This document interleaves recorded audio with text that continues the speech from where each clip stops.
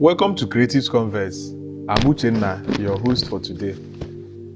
On today's episode, we have a very special guest, the CEO of RBH Estate and Homes, Mr. Augustine Okeke. You're welcome to this episode. My pleasure to be here. So, your company, RBH Estates and Homes, is a household name in the real estate sector in Awka, Anambra State.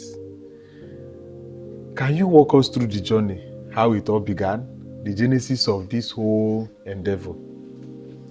Okay, my journey into real estate boils down to 3 years ago, unofficially 4 years ago, when I bought my first property in Umueri Airport in Anambra State. From the proceeds, my priest friend gave me then, Father John Bosco Boka. So unofficially, I bought that particular plot for 300,000 then, before the existence of that airport there. Okay. So the existence of airports a year later brought development to Umueri Airport, Anambra State, and I was offered a particular value that particular point in time, because after the existence of the airport, some real estate company came into existence in that particular area. So I was offered the particular value, of which I rejected the first time. So after much consultation with my mom and my parents, they see it as a value, I should go for it. I think that was the first journey. That was my first step into real estate. That was the first ever deal I made. And from then, the story began. So that was the ab initio of everything real estate in my life. So talk about baby steps. You saw a potential area and you keyed into it. And Definitely. Today, that single step has given birth to the almighty RBH Estate and Homes we have today. That's impressive. When you got that money from your priest friend, you didn't have any other thing to do with that money. You didn't have phones to buy, clothes to buy, whatever. What is that? What made you decide to listen to your parents to invest that money in real estate? At that point in time, did you envision yourself becoming a real estate mogul? Not at all. Not even up till now. So I just see it as an opportunity for me to invest money. Okay, with the current situation in the country, we don't have much things to do. We don't have much things to invest money on. It's either you do laundry, normal barbering salon, or this normal regular business. So I just feel like investing money wisely, where I will utilize the process and the proceeds later on. And at that particular point in time, I've not made up my mind for any business. So I just feel like banking the money there. So there is no plan to sell. So it was just, for me, it's more of land banking till I'm ever ready for maybe anything to do. Then from it, I'll go from there. Okay, so more or less, you saved your money Exactly. buying that property. Exactly. There's no vision of real estate. There's no vision of entering real estate. There's nothing. Okay. So, and I know at some point, you made a decision to go into real estate fully. So, what inspired you to go into real estate fully? Buying a property for 300,000 as of then, and being offered over 10% interest, on that property, is a huge lesson for me. I went home then, and I decided at that particular spot, at that particular transaction, I make my decision that truly this is the way. Then I started going through it. Though even after that particular deal, it took me over 5 months to complete the deal again. But that was the main inspiration. Yeah. Wow. Okay, so from investing 300,000 into a land you saw as prospect to owning several estates, handling several projects, and so on and so forth, till where we are today. It's been quite a journey. RBH Estate and Homes handle properties. You sell lands to people, you build houses for people, you manage properties for people. How do you cope? What are the challenges you face while trying to beat deadlines? Because I know there are clients that will come, I want this house finished in 6 months. I want this house finished in 3 months. I want this, I want that. How do you manage this? How do you liaise with workers? How do you beat deadlines? Can you walk us through that? Most times, just depends on how the particular client reached out to you. Some are very much understanding, because most times the delay is not usually from the company. Most times from facilities are involved.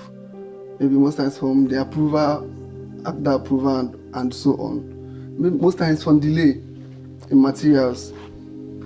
Financially, most times 90% of it most financially. And most of the clients might decide to set aside some of amount for a particular building. Maybe the person might encounter one or two. So inflation and exactly, everything. And then inflation, increase in prices of goods and services. So most times they end up not getting what they want, or maybe they end up getting up to more than their budget, so which affects mostly. So as per meeting up to time, we have workers, laborers to meet up to time. But most times it's not just from the company itself, it's from the approval agency, the AGDA,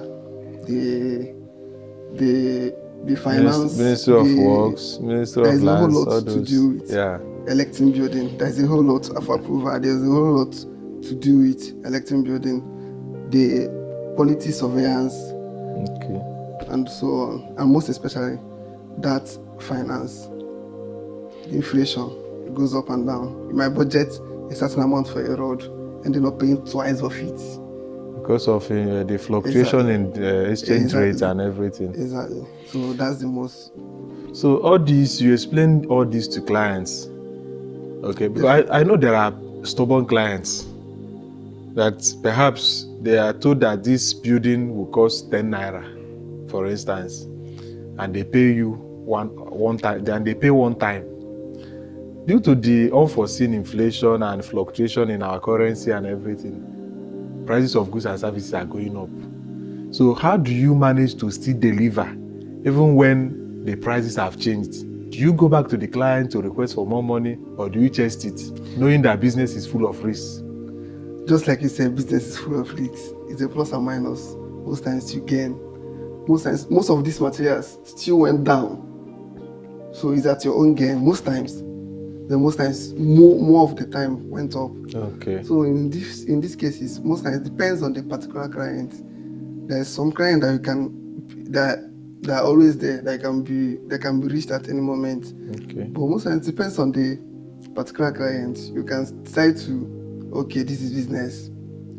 I didn't get much today, but tomorrow another business will still fall out. Yeah. So because it's very discomforting.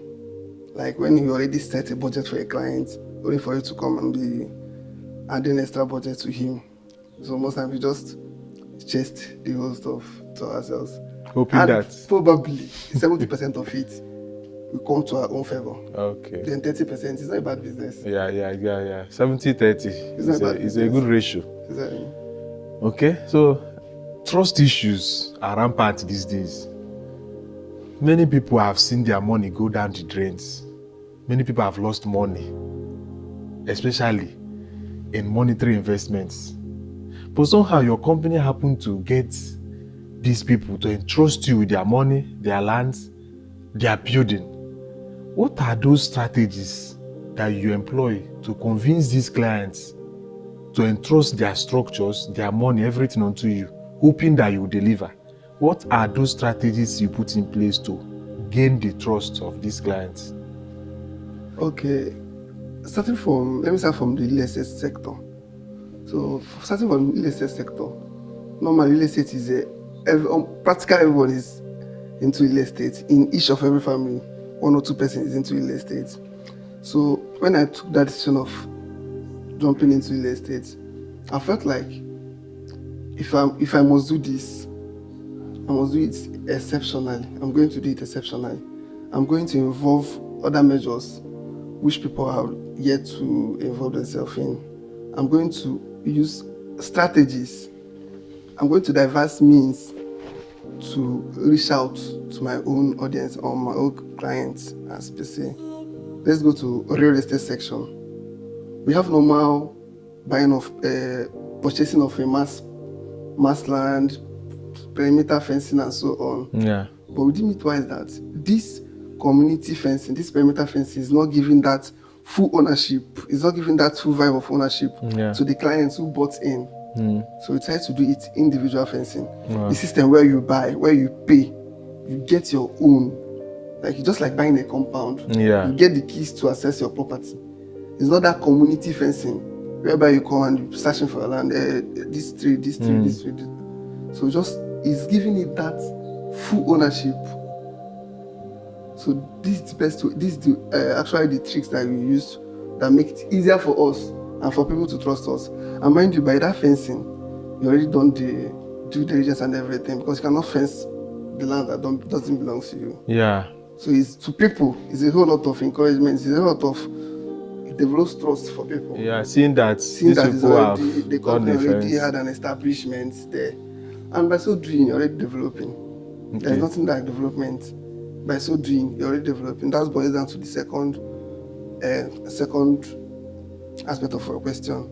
So by development, we do develop. Like all our properties are practically in the developed areas. We don't just buy and sell. We buy, we develop. That development triggers people to come in and buy more. So it builds trust. It builds the company. It builds the brand as a whole. So now it boils down to building houses. Of course, most of these clients who bought into this real estate, that's still same people that's still buying to this building properties and establishments, and other establishments as well.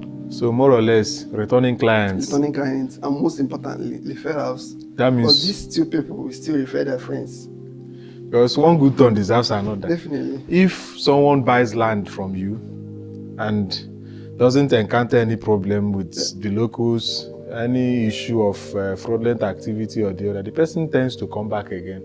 So in a nutshell, you are telling us that you've gained trust from your clients because you give them secure lands, you do perimeter fencing for them, you get them and you get these lands so that they have that sense of ownership and sense of privacy and sense of genuineness and all whatnot, knowing that they bought from this company that has erected fence, put gates, and you can't do all these things without paying the development fee. Definitely. So definitely the company has settled with the locals, so no problems with the investors. Exactly. And this tends to give them this trust. 100%. So how many houses have you completed and handed over to clients?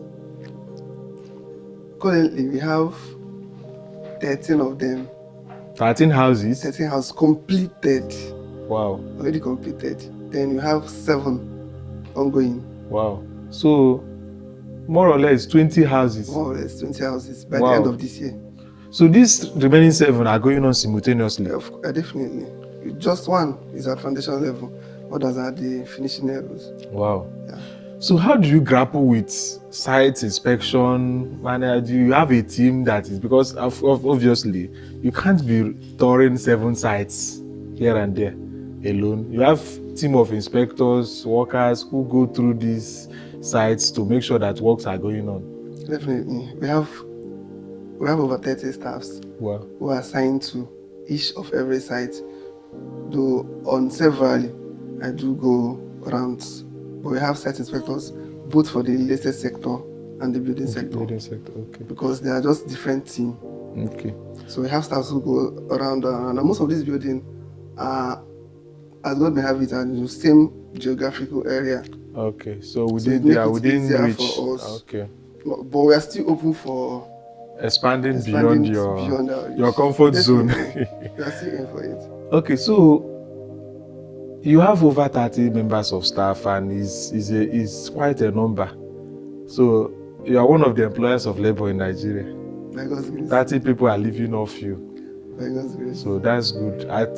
So these sites, you have site inspectors whose designation is to go to these sites and make sure that works are going on. Because, come on, finishing 13 buildings at once is no small feat. So it's not a small deal.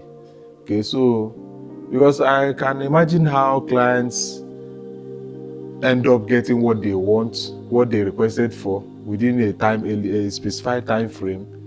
I see teamwork, and I believe the leader of the team has instilled that team spirit in them to work together.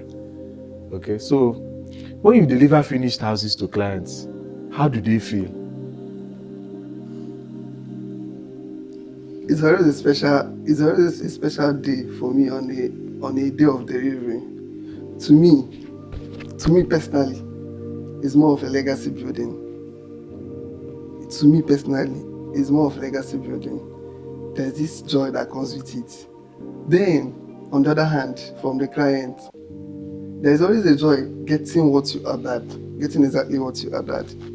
We always try to get exact, just like you wanted it. So there's always joy. I've not had any complaint.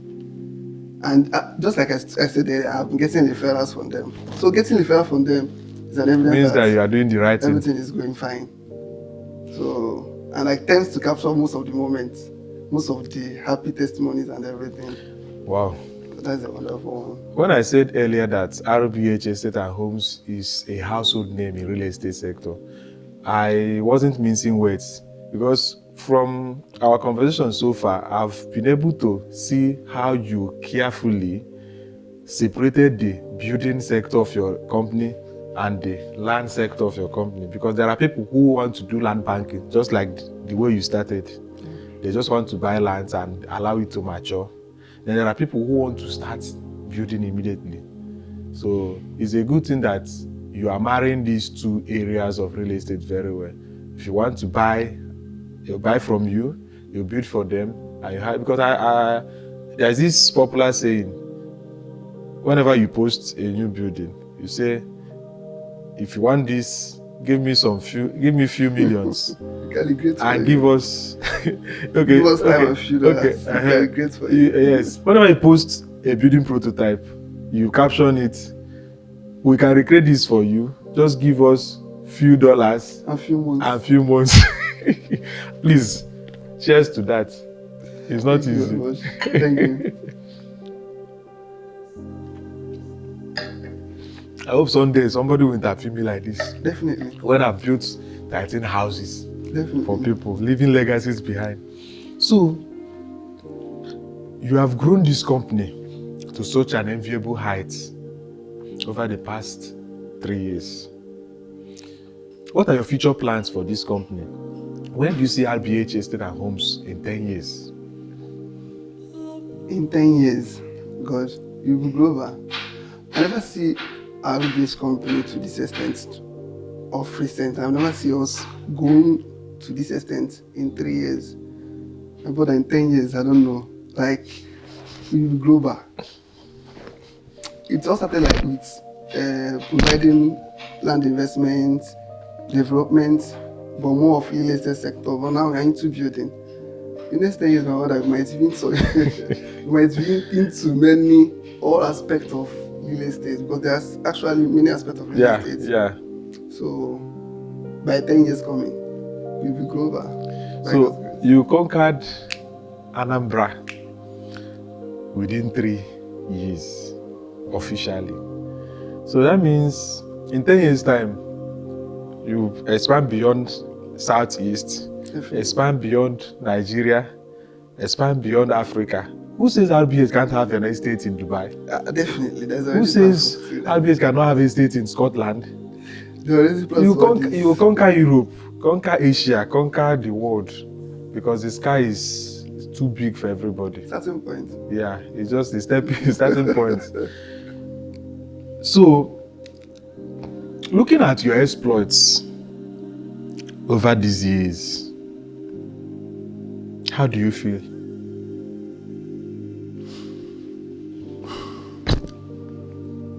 This question is so emotional.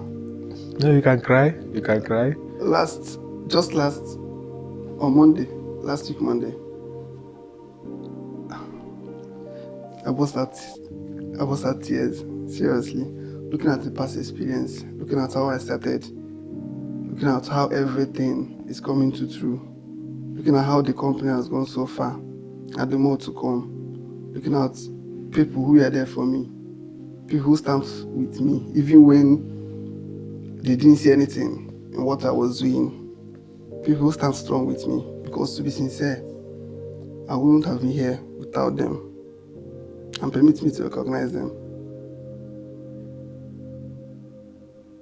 It started uninformedly. It wasn't official. I just started that plan and nobody knew about it. But they saw what I was doing and they still believed in me.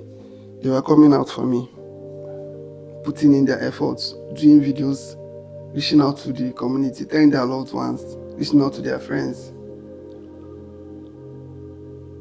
Remembering all these things always make me feel loved, and of course, definitely emotional. So it's been love, it's been people's love, and this love, I cannot even repay it. But I promise to always stand for every one of them and their own moments.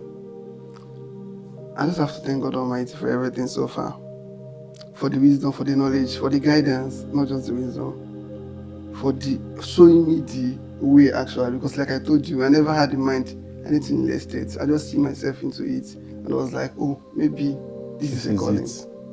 And I just followed up. And it's been quite a ride. And it's been through thick and thin, but it hasn't been that thick anyway.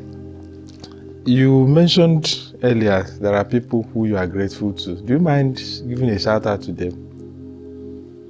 Their names and... First of all, my family, my immediate family, my brother, Mr. Goshkwi Manero Keke. He's our engineer. So my lovely wife, because she saw a lot. She saw a lot in me, even when I didn't believe in myself. She was doing a whole lot of it. I think I have to upload this video. So my lovely wife, my sister. Yes. Your wife was one of your earlier marketers. Yeah. My wife is her sister. Yeah. You don't need to see this video, seriously. I think I've seen one. Then my sister as well, if not okay. My staffs, from Imelda, Vanessa, Zeros, Irene, OJ, Vianney, Wow. Collins, Success. I don't want to miss out anyone. But you definitely miss out because you can't count 30 plus people. But I just want to appreciate everybody so far for believing in me. I will not let you guys down. Definitely. And we are going to grow. We are going to go along each other. Yeah. So definitely. They are there for me. I'm already emotional too, but then... So, when people look at you now and see what you have achieved over the years in real estate, many people might think it's been a rosy ride. And I'm sure that there is no business without the rough side. Are there some special events that you wish to share? Things that shaped your view? Things that made you almost quit? Those major challenges that you have encountered in the past 3 years doing this business? Do you mind sharing any of them? Definitely. I have a lot of them. Just few. But I'll just share two. Okay. One is, you said something about trust. Delivering trust to your clients. But this trust goes a long way to us, the developer. The developer. Towards people who we buy from. Doesn't just end from us to clients. To the clients, yeah. So from people who we bought, maybe family, individual, community, the trust goes a long way from them to us, then to the final consumer, which is the clients. Yeah. I've had one issue, and that should be that same way. Due to how rosy that particular first deal was, I was so excited. I was like, wow, so this is how estate is.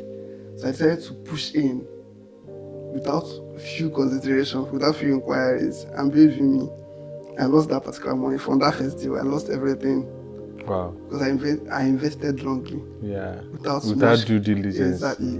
Based on excitement and everything. Out of excitement. Being a greenhorn in that area, you had to jump on 10% euphoria extra and within a period of a time. So that was the first ever mistake I made. And maybe all those clients, we already settled them, we already replaced and giving them better type. And most of them are still our recurring clients today.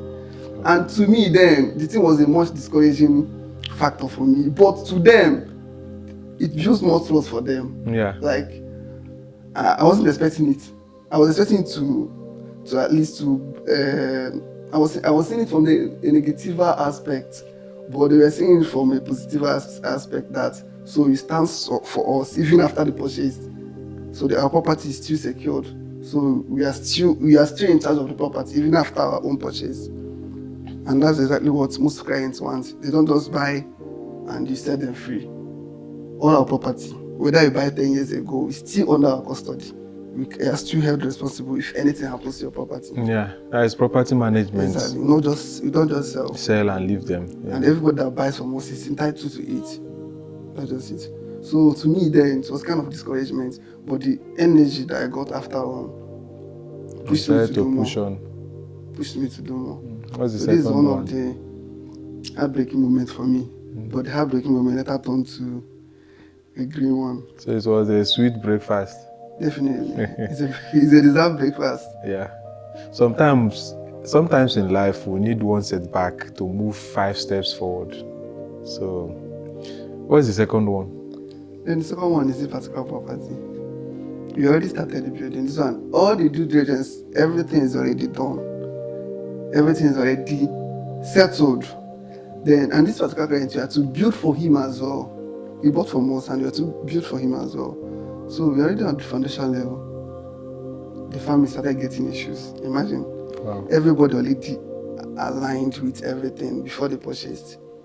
So the family started getting issues. So they kind of separated. Wow. To go their separate ways. The family that I got the property from. Okay, like is it husband and wife or family? Brothers. Okay. Brothers. Okay. The eldest from the others. Okay, they bought it. They joined hands to buy it. It's a family property. Okay. It's a family property. So they all came together. They signed a document anyway. Okay. They all came together to issue that document. But due to that issue, they started to have issue. The eldest separated from the rest of the 3. So it started giving us issue in that development. And the client is already expecting. Like we do give deadlines for projects. And that project was meant to be 5 months. For a month, we are still trying to navigate everything that already sorted. So that was the first issue. And this is just through the beginning processes. Yeah, the early stages. I have to pay for the property twice. Wow. I paid for the property twice. Even till now, our client is already living in his mansion. He's not even aware of what transpired behind. But to me, like I told you earlier, to me it's more of legacy business. It's more of building legacy. Yeah. It's not that, in as much as it's a game-minded business, but to me it's more of delivering houses for people to live in. There's a whole lot of joy that comes with it. This guy, let me build house for them. Yeah, that's fulfillment. There's a fulfillment that comes with it. So apart from the profit motive, another driving force is that's the major legacy. The legacy. That's the major driving force. So it's obvious that the real estate business or any other business indeed is not all rosy. There are ups, there are downs. But what we tend to see most times is the glamour, the wealth, the successes. So we believe that your experiences fortified you and made you stronger. So at 28, you are quite a successful young man. You are a CEO. You are an employee of labor, employing over 30 members of staff. You are a husband. And recently, a father to a very pretty little baby. Achieving all this at such a young age, can you walk us through what your motivation is? What drives you to attain these great feats?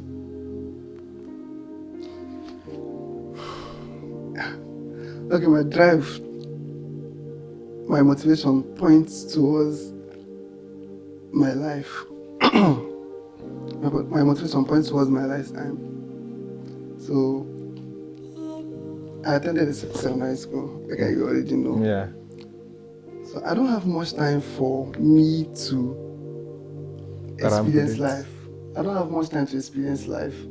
So I had left seminary at bad timing. When I left seminary, most of my mates are already married, and I haven't planned myself. So I felt like I don't have much time to plan, so I have to take that bold step immediately. So on issue of fast forwarding my step to meet up my colleagues, that was just it. To fasten myself to meet up my colleagues. I never see it coming this way. My own is just to leash out to meet up with my colleagues, because I felt like I'm left behind, because I've already had this notion that this guy, I'm going to be a priest, and definitely being a priest, I don't have to worry about things of this world. Exactly.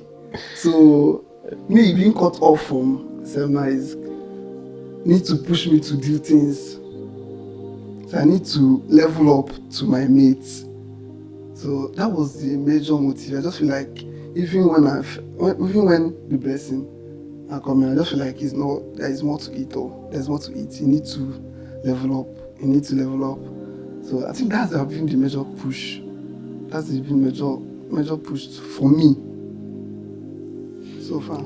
So, you turned your stumbling blocks to stepping stones. Exactly. Because there are people I know who left the seminary in one way or the other. They became depressed, they become disillusioned, they become traumatized and clueless about life, because all they had wanted was to be a priest. Now, they are no longer in the line to become priests. Their world shattered. So, but yours, you saw it that when one door closes, the other one opens. But it seems this door that opened is big. It's a wider door. It's a blessing. Because those of us that were in the world already, trying to survive, it's as if you came out and overthrew everybody. But then, it's allowed. It's allowed. The most important thing is to keep showing up, and our breakthroughs differ. Definitely. There are people. It took Donald Trump many years to become president. He has been a billionaire for many years, but it took him long to become a president. It took Obama. So it didn't take. Yes, Obama became a president quite younger than Donald Trump was when he became. So our times, our lives, our destinies, our fates are different. So you just have to. I think what I captured in all this I've been saying is the importance of showing up and getting yourself up from wherever you are left, and keep pushing forward. In Igbo land, you are no longer a child because you are now a father.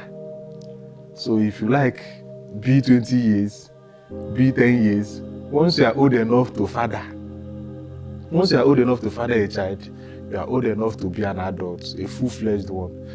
So on that basis, what advice do you have for young people looking up to you, looking up to life, trying to navigate their ways? What advice do you have for them? Taking a bold step. Taking a bold step. There is no better advice than taking a bold step. If you want anything, go for it. Start from where you are. Don't go into measure. Don't wait for it to be bigger. Don't wait for a dream to be bigger before you take that step. Start from where you are. Being consistent. Be consistent. No matter what. Most times, most ideas die off without people knowing about it. And no matter how beautiful your idea is, without you portraying it or without you bringing it to the audience, it will die. Nobody will know about it. Yeah. So taking that bold step, taking that first step, level by level, don't jump protocols. Just take that step. Start from where you are. Okay, I already mentioned that I started 3 years ago. But you won't believe that I started real estate from my very lodge in Ifite. That lodge was my place of work, was my room, my parlor, my everything, my office. I do sign documents in that very particular lodge. So this is just me starting from where I was. Imagine me trying to set up office if I start. Maybe by now I was still trying to set up office. gather money, yeah. So just taking that bold step. Once you have that dream, start from where you are. Start from your family. The first ever person that purchased property was that particular real estate company I said earlier. Apart from that, it was more of family, my friends, my classmates. From that classmate now, they will now get to the public. Your family have to believe you first. Yeah. Before another person. Charity begins at home. So taking that bold step, start from where you are. Don't wait till you have everything to begin. Just take that bold steps. Then being consistency. I think these two ratio do it all. So the young generation coming forward, people who are looking up to successful people, the CEO of RBH Estates and Homes is telling us today that we have to start from wherever we are. Start from nothing and build whatever it is you want to build. And also be consistent, because nobody promised us that it will be easy. Not when you do one or do two, you say you are tired. No, keep pushing on. Wechiri, keep pushing on. One day your breakthrough will come. There's this saying that when you hang around the barber shop often, sooner or later you're getting that free haircut. So when you hang around for a while and you run away, those who tarry, when they are getting their haircut, don't envy them. That is what we call consistency. That is what we call diligence. That is what we call hard work. Thank you so much. It's been quite a ride, and I cannot help but say that I'm also motivated. And I believe every young person who is listening to this podcast today have learned one or two things, because nobody hates success. It is contagious. Thank you so much. And to a greater RBH, to more buildings, to more houses, to more lands, and perhaps maybe by the time we have this interview again, I might get one plot as compliment. Or I don't know. Am I getting one plot of land as compliment? Even if it's in the village, I don't know. Let's see how it goes. So, the CEO RBH Estate and Homes has gifted me. Don't play, or you will learn. You learn hard way. Thank you. You don't want to cut, Abby?